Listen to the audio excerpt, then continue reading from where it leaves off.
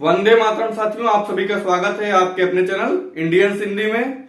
इस वीडियो में हम लोग बलाघात या स्वराघात के विषय में जानने वाले हैं। किसके विषय में? बलाघात या स्वराघात के विषय में। तो इसके बलाघात, स्वराघात और इसके भागों के चारों भागों के बारे में जानेंगे। इसके चार भाग होते हैं या पूर्ण रूप से चार नियम है इसके। तो बलाघात क्या होता है? जब किसी शब्द के उच्चारण या उसके उच्चारण की स्पष्टता में बल देना पड़े या जोर लगाना पड़े या किसी वर्ण में जोर देना पड़े तो उसे क्या कहते हैं? बलाघात कहते हैं। क्या बलाघात परिभाषा क्या है?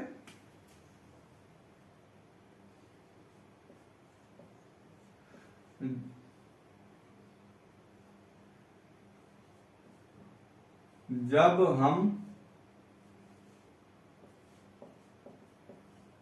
किसी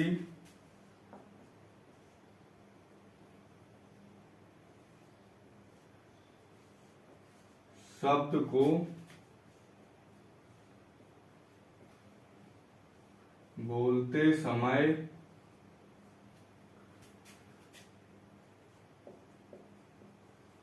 उसकी स्पष्टता के लिए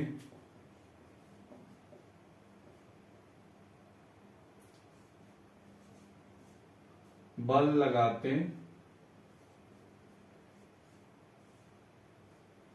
हैं, तब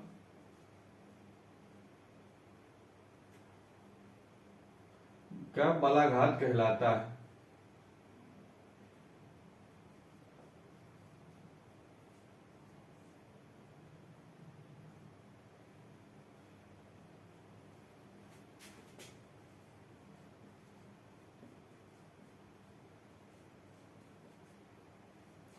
क्या जब हम किसी शब्द को बोलते समय या उच्चारित करते समय उसकी स्पष्टता के लिए बल देते हैं या बल का प्रयोग करते हैं या कहीं श्वास पे जोर देते हैं तो उसे क्या कहते हैं? बलाघात कहते हैं। सबसे पहला नियम क्या है?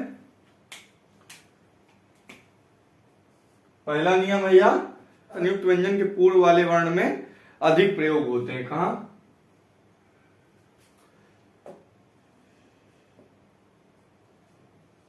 संयुक्त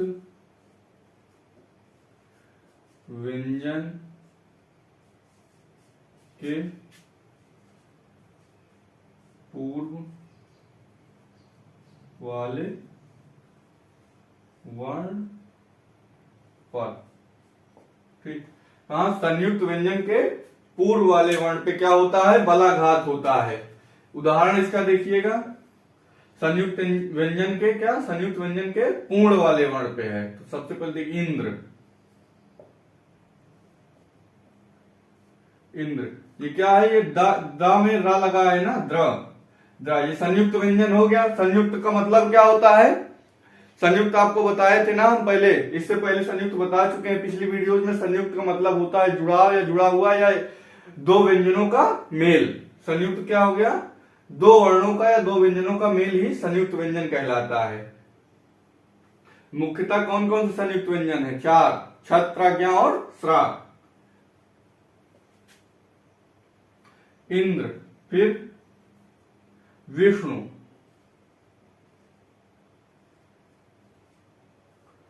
देखिए इसमें ई पर और वी पर जोर लगा है इंद्र, जबकि ये हर्स्व है। ई देखिए क्या है? हर्स्व है, छोटी ई है, और यहां इंद्र भी छोटी ई है। लेकिन जोर दोनों देखिए, बोलते समय उच्चारण करते समय क्या हो रहा है? तेज से उच्चारण हो रहा है या कहिए जोर से बोला जा रहा है। तो क्या? इंद्र, विष्णु, जबकि है हर्स्व। कहां? ई तथा वी पर बल है या बलाघात है। ठीक। अब दूसरा नियम देखेंगे क्या है।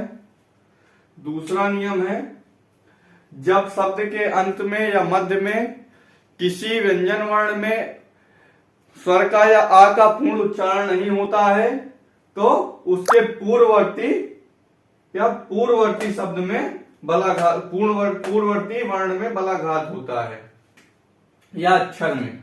कब? जब किसी शब्द के मध्य या अंत में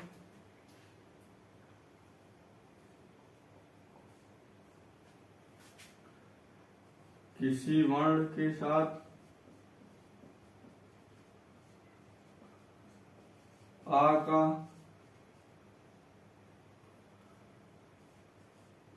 पूर्ण उच्चारण नहीं होता, तब उसके पूर्ववर्ती अक्षर पर बल होता है या बलाघात होता है। उदाहरण इसके देखिए क्या है। पर, चलना। देखिए यहां पर, देखिए पा में पूरा रा नहीं आ रहा है, पूरा आ नहीं आ रहा है। चलना, लना, पूरा आ नहीं आ रहा है। ऐसे ही और बहुत सारे उदाहरण। फिर तीसरा नियम क्या है? तीसरा नियम है विसर्ग वाले वर्णों में क्या होता है? बलाघात होता है या स्वराघात होता है। कहिए विसर्ग वाले वर्णों। कहा?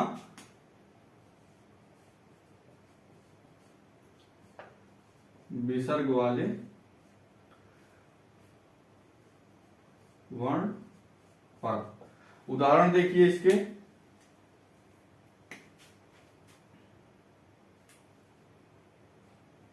दुख, इसका उच्चारण करके देखिए। दुख, दुख। देखिए दुख, दु पे विसर्ग लगने से क्या इस पे बल पड़ रहा है उच्चारण करने में। देखिए दुख। फिर देखिए निसंदेह, निह, संदेह। देखिए इस पे भी बल पड़ रहा है, निसंदेह पे, निसंदेह। फिर चौथा नियम क्या, चौथा और आखिरी नियम क्या है? आ ई नहीं, ई उ या री के पश्चात या आने वाले व्यंजन के पूर्ववर्ती वर्ण पर भी क्या होता है? बलाघात होता है। किसके? ई उ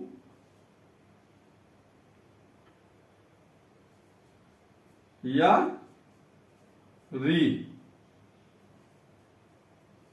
वाले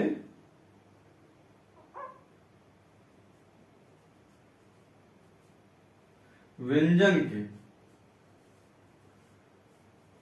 पूर्ववर्ती वर्ण पर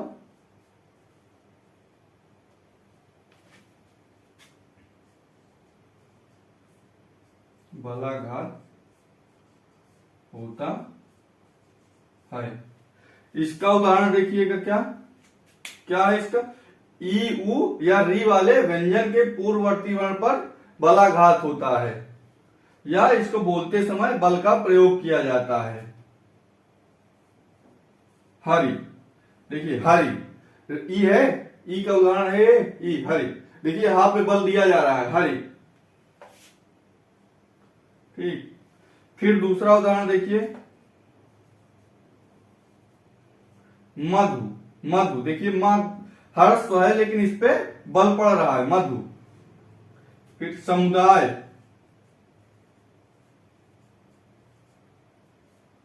देखिए यहां विस्ता पे बल पड़ रहा है। तो इस प्रकार क्या आ उ यह नहीं, ई उ री वाले व्यंजन के पूर्ववर्ती वर्ण पे क्या है? बल पड़ता है। तो इसको फिर से एक बार देख लीजिए। फिर से एक बार देखिए क्या है?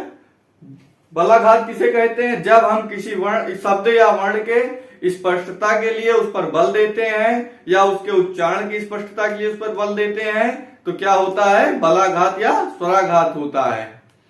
फिर इसके 4 नियम होते हैं। पहला नियम क्या, संयुक्त अक्षर के संयुक्त व्यंजन के पूर्व वाले या संयुक्त अक्षर के पूर्व वाले वर्ण पे क्या होता है, बलाघात होता है। फिर दूसरा नियम क्या है, जब किसी शब्द के मध्य या अंत में किसी व्यंजन में पूर्ण आ का उच्चारण नहीं होता या कहिए पूर्ण स्वर का उच्चारण नहीं होता, तब उसके पूर्ववर्ती अक्षर पर बल होता है। देखिए अधिकांश सब पीछे वाले पे ही बल पड़ता है। देखिए चाहे संयुक्त अक्षर हो पूर्व वाले पे, चाहे उच्चारण ना हो पूरा आ का तब पूर्ववर्ती। फिर विसर्ग स्वयं पे है, विसर्ग पे बल पड़ता है। फिर तीसरा नियम क्या है, ई उ री वाले व्यंजन के पूर्ववर्ती, यहां भी पूर्ववर्ती। 3 नियम जो है पूर्ववर्ती पे है और एक विसर्ग स्वयं पे है। तो आपको आसानी से याद रहेगा बलाघात स्वराघात क्या है। इस वीडियो में साथियों इतना ही। अगली वीडियो हम लोग व्याकरण के किसी नए विषय को जानेंगे। धन्यवाद, जय हिंद, वंदे मातरम। यदि वीडियो अच्छी लगी हो तो चैनल सब्सक्राइब कर लीजिए, वीडियो को लाइक कर दिए।